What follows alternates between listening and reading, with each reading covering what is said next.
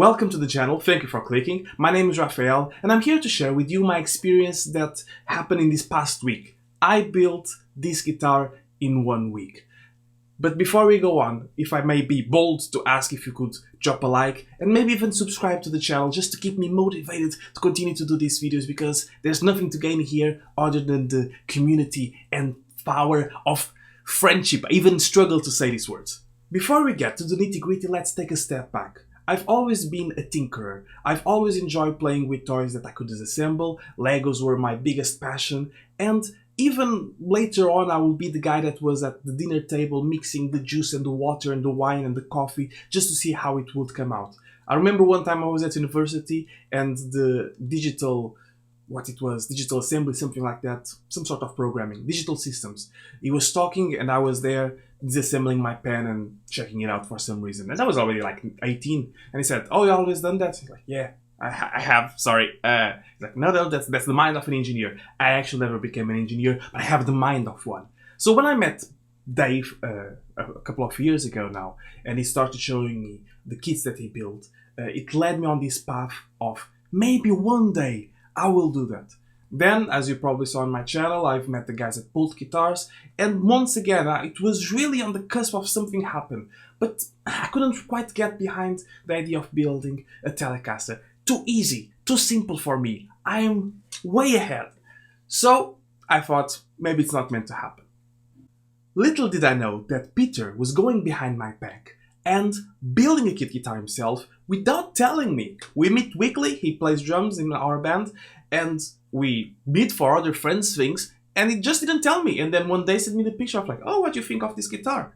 I spotted straight away that it was a kit just because of the headstock wheel. It was an SG, and I was like, "All right, I need to try this out." So we brought the guitar over and I played it. I was really impressed. The neck shape, the tuners, the pickups, everything. And I asked him how long it had taken him, where he had done it, and I felt, okay, I can do this. If I really want to, I can do this. Also, it's what better review than you can have that having the product in your own hands and having a close friend that you do it. So with Peter and Dave to give me support, I sort of had all the support that I need to lead me in this way. But I still have the catch. Surprisingly, just as we are talking about this, and I did the video with Kevin from Coban Guitars that same week, I had put my Fred King Telecaster style, the Music Row Country Squire, for sale, and it sold. And the money that the PayPal released was £200. Immediately, I was looking at Coban Guitars kit, because where Peter got his guitar from, and they had 10% off. They still do 10% off all kits. I went ahead and ordered this £220 kit that was now at £199, right under the amount of cash that I had available for this project. Now, for my first kit guitar, I probably could have gone with something easier. What I really wanted was some sort of jazz master, but those aren't really apparent. I could have gone with the Harley Benton one, but I didn't have any experience with that, and I didn't really fall in love with the specs. Coban Guitars has ebony fingerboards, has bound fretboards as well, and the neck shape and the supports and everything sort of fell in line for what I wanted to do. I was looking at Eastman semi-hollows, once again, I know, but I wasn't sure I could do the leap of buying another expensive guitar and trying to sell one at a loss. So this was right in the sweet spot. I could buy a semi-hollow, a 335 sort of style, build it myself, learn how to do it, and then I have a bigger investiture with this guitar than any other one. And as you can see, that's exactly what I did.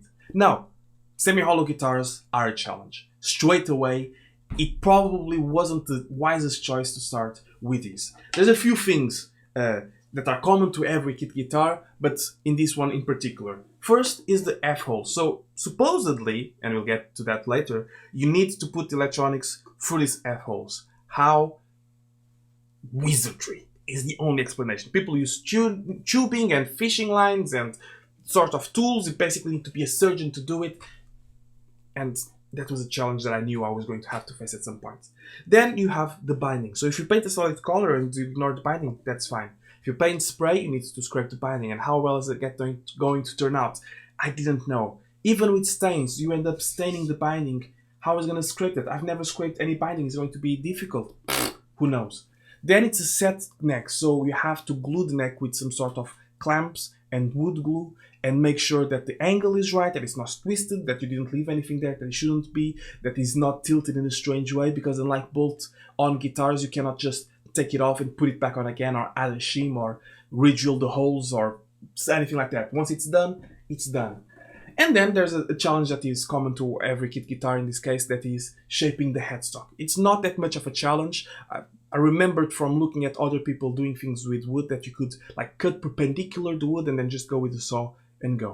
Straight away, the saw that I was using, the blade broke. Had to go get a different hacksaw with blades. That hacksaw also broke. The hacksaw itself broke, but not the blade, so I used the blade of the new hacksaw with the old hacksaw, and I was able to use it. But that was the start of the journey straight away. That was 1 week ago, Friday, I received it, and that's what I started by doing, cutting the headstock. Why?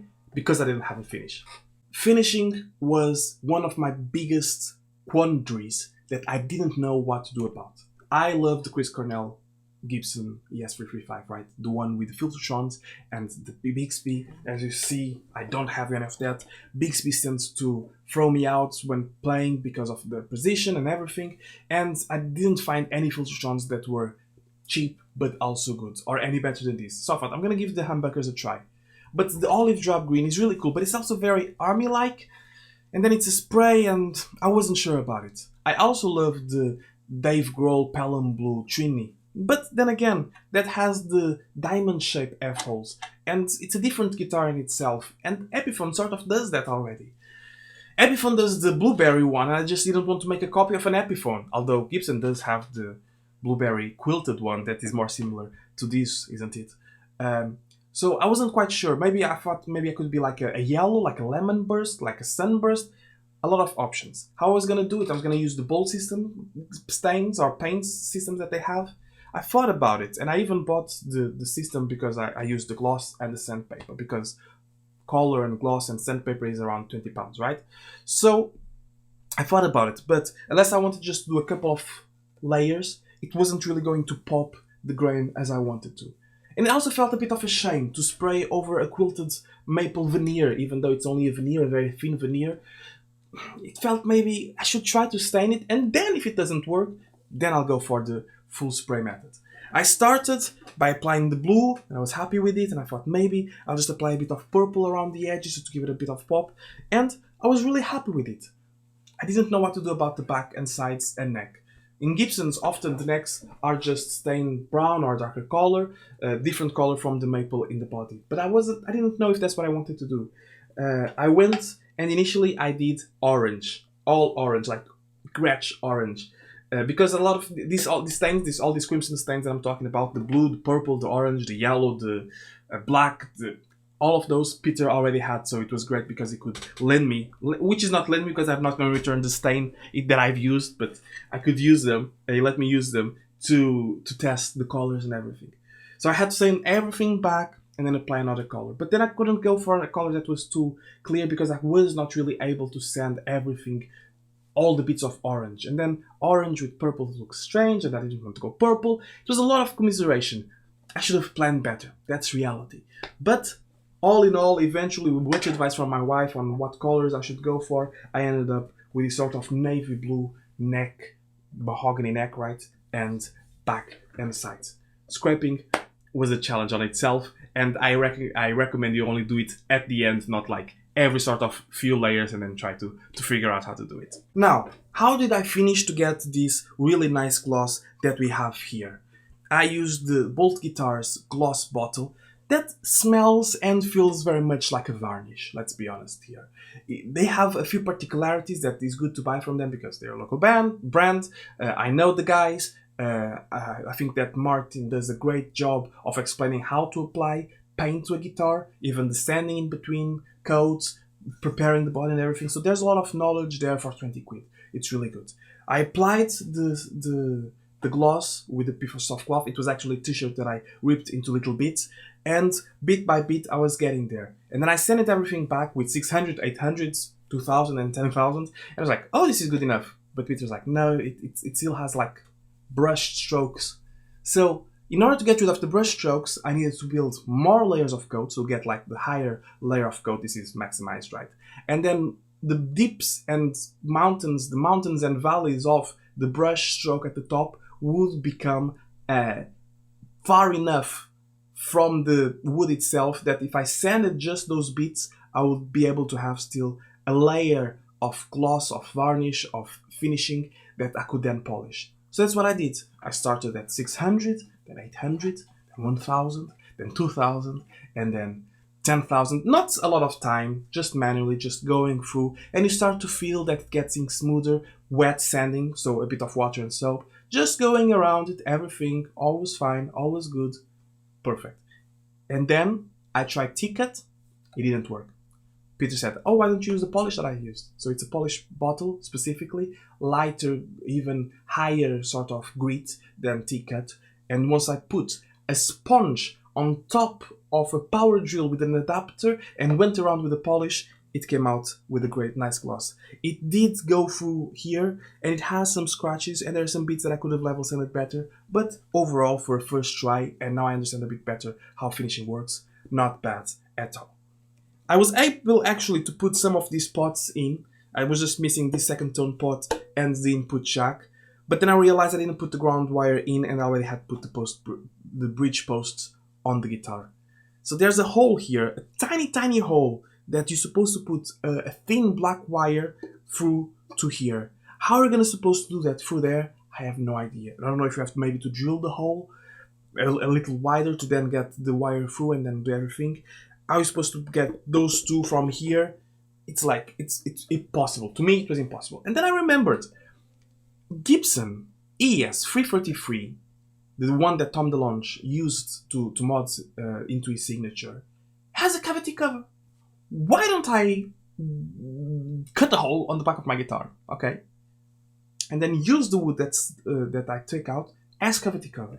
And that's precisely what I did. And with this cavity cover, I'm able to access the electronics and the pickups. This is great because I know I'm going to tinker with this guitar. I know I'm going to probably change the pickups. Even though this is a solderless kit, which I do recommend, there are things that we use as guitarists that are just backwards, really. These F-holes, everything needing to be soldered. There's easier ways to do electronics today, right? So, some people might think that's sacrilege, some people might think that's going to ruin the guitar stability.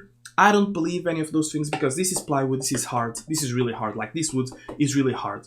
It has a center block here supporting it and it has a side supporting it. There's no way that by taking this bit here is going to affect it. What I did do, I had some bits of plywood around the house, so I just cut two strips, so I have one strip here, another strip there, clamps with wood glue on both ends, let it for a couple of hours, take it out, same thing at the bottom, and now there's a support here. And then I didn't even screw this, as you can see, I just put double-sided tape, put it on, and it is here, living happily. Does it look great? No, it doesn't. There is probably a better way to do this. But for me, it works well enough. After everything was finished with the gloss and the cavity and the headstock and everything, the scrapes were done, everything, I decided, okay, I'm going to put the hardware and the plastics and everything. So the pickups were easy enough, as I said, they're solderless, so there's a tiny connect switch at the bottom of it that you just need to put in here. Put the bridge with the screws up, that's what they say it's better, adjusted the height, put it everything, and it was a guitar. It was a bit wobbly, I felt it didn't feel like solid, it felt like it was trying to adjust to what had just happened, the trauma that has just been put through. But after, adjusting the truss rods, adjusting the nut, adjusting the bridge here, going through, trying to see everything was fine. These are 9s as well, so they're slightly lighter than the 10s that I tend to use, so I was digging a bit harder into it. And leaving it overnight, after a couple of days of slight adjustments here and there, it is working really well. I have no issues with it. The neck didn't snap off. There's barely any gaps. There's no gaps really. It's really a tight connection. It's a really tight fit as well. Obviously, there are some imperfections here and there. It's not a perfect guitar, I recognize that. But the neck feels really smooth and nice. The body looks great. It came with a pickguard, but it was the Epiphone shaped pickguard, so I cut it. But still, I don't quite like the look of it. I put these different knobs. It came with just black knobs. Gibson style ones, but I put these top hat sort of knobs, and I'm really happy with with the outcome. Just 1 week, right? In 1 week, I was able to do all this. Is it true that I was a bit on overdrive every day, looking at this and going into the garage and staying sometimes until midnight to do it? Yes, it is true. But so I did that with building the Formula One car from Lego, from Chinese Lego. So that's the sort of personality that I have. When I really want to do something, I close on it. And if that's harmful in one way, because I sometimes I'm too impatient to wait for the results to get things done properly. If anything, luthiery, or whatever this is, playing around with guitars, has taught me, like Dave as well mentioned, that this teaches patience. Patience can be learned, and you can exercise patience. So it's really cool in that regard. What will I do differently next time? If I ever do this next time, I'll probably try some spray finishing because it's finer. I sort of get the science behind level sanding and polishing, so I'm a bit more confident in that regard.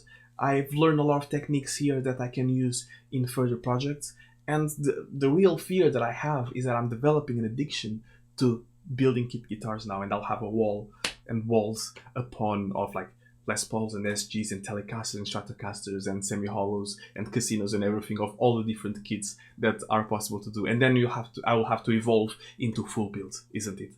So hopefully this was helpful to you.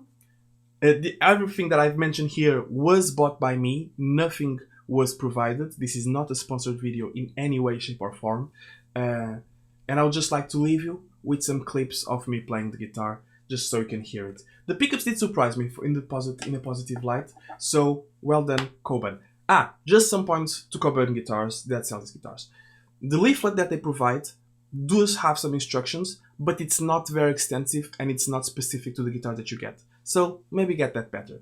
They do mention the specs of the guitar, like 12-inch radius and maple and mahogany and all these things. But they don't say what sort of pickups these are. I don't know if they're Alnico, if they're ceramic, if they are hot, if they are not as hot. What do they do? I don't know. They sound good, so that's alright. The tuners are a bit iffy. I tightened the screws on the side, but still it doesn't feel like it's very easy to tune to perfection. It's still a brand new guitar, a newborn of a guitar, so the tuning is still going up and down a little bit. As well as the bridge, this Nashville bridge, started to rattle a little, which apparently is very normal in Nashville bridges. I just never had one with this sort of accoutrement, but hopefully it won't be something that is too bothersome. With all that being said, thank you so much everyone, and I'll see you all next time.